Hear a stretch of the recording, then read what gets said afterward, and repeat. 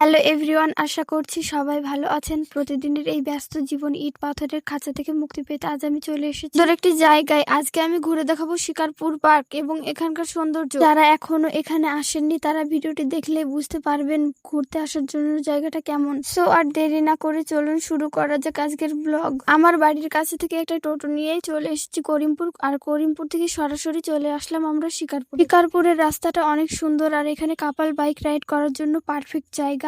হয়তো এখানে টোটোতে অতটা বোঝা যাচ্ছে না রাস্তাটা কতটা সুন্দর, বাট গাইস, এই রাস্তাটা দিয়ে যারা যারা গিয়েছে তারা অবশ্যই জানে রাস্তাটা কতটা সুন্দর। পার্কের মেন গেট দিয়ে ভেতরে ঢুকতেই মনটা একদম শান্ত হয়ে গেল। চারপাশটা কি ভীষণ সবুজ, শহরের কোলাহলের থেকে দূরে এত শান্ত আর স্নিগ্ধ একটা পরিবেশ সত্যিই দারুণ। আমার ভাই পার্কে এসে ছোটাছুটি শুরু করে দিয়েছে আর কিছু ছবি তুলে দিতে বললো। শিকারপুর পার্কের এই অংশটা কিন্তু বেশ জমজমাট। এখানে বাচ্চাদের জন্য সুন্দর সুন্দর খেলার জায়গা আছে, দোলনা, স্লিপার সহ আরো অনেক কিছুই। তাই ফ্যামিলি আসার জন্য এটা একদম আইডিয়াল জায়গা। আমার ভাই দেখতেই পাচ্ছ কত সুন্দর খেলাধুলো করে বেড়াচ্ছে বাচ্চাদের মতো। ওর কোনো টেনশনই নেই, ওকে দেখে বোঝাই যাচ্ছে।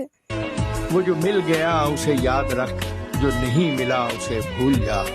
वो तेरे नसीब की बारिशें किसी और छत पे बरस गई। दिले बेखबर मेरी बात सुन, उसे भूल जा, उसे भूल जा।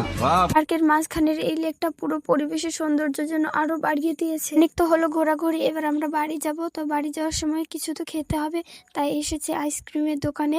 আমরা যে আইসক্রিম নেবো সেটা ছিল না, তাই চকোবার নিয়েছি। আমরা চলে এসেছি করিমপুরে। করিমপুরে বেশ জমজমাট জায়গা, আর এখানকার স্ট্রিট ফুড না খেলে দিনটাই অপূর্ণ থেকে যায়। আমরা অর্ডার দিয়েছিলাম চিকেন পিৎজা। চিকেন পিৎজাটা বেশ মজা হয়েছিল।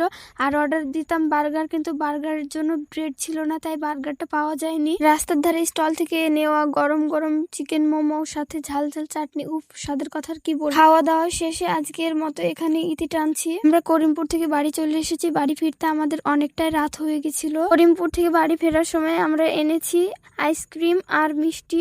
তো সে যাই হোক, আমার ভিডিওটি যদি তোমাদের কারোর ভালো লেগে থাকে তাহলে অবশ্যই একটা লাইক, কমেন্ট, শেয়ার করতে ভুলবে না। তোমরা কে কোথা থেকে ভিডিওটি দেখছো অবশ্যই কমেন্টে লিখে দেবে। তো আজকে